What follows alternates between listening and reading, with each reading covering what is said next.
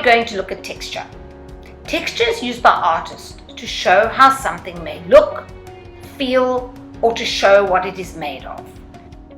Let's have a look at these pictures and see how using shading or our art elements we can create the feel or look of a surface. By using short curvy lines, we've created the look of a soft curly hair. If we look at the skin on the face, there are no blemishes. It gives the impression of being smooth.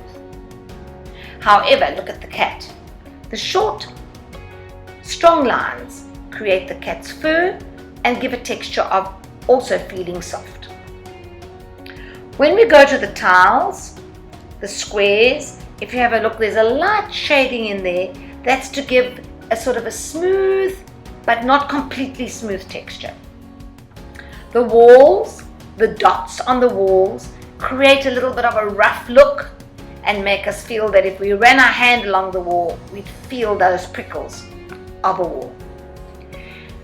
The duster, the feathers, they're soft. By using short, sharp lines, it gives the feathery look, and we imagine that if we touch the duster, it would be soft. When we look at the wood and the glass, there are two boxes that are the same, two rectangles that are the same. But to make the glass, we just used a few light lines, and that gives the impression that that's see-through. However, with the wood, we used little circular and straight, uneven lines to create the look of the wood. When we go down to the cacti, we've used lines, also not straight, perfectly straight, and little sharp, short lines to create the prickles. And the thought of hugging that cacti or touching it does not appeal to me. We have two trees here.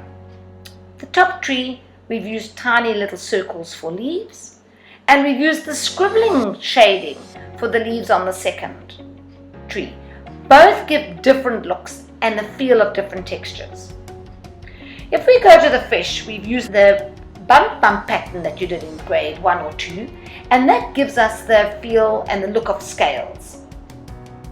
If we come down to the rough cloth, using those little very thin lines very close together and also not straight, it gives the appearance of a roughly woven cloth, and the little pieces of thread hanging out shows that it's unfinished, it's not a neat piece of material. When looking down at our broom bristles, they're short, they're sharp, they're quite even, and they look like that broom is a softish broom but will do a good job. I hope you enjoyed this tutorial and understand how we use our elements of art.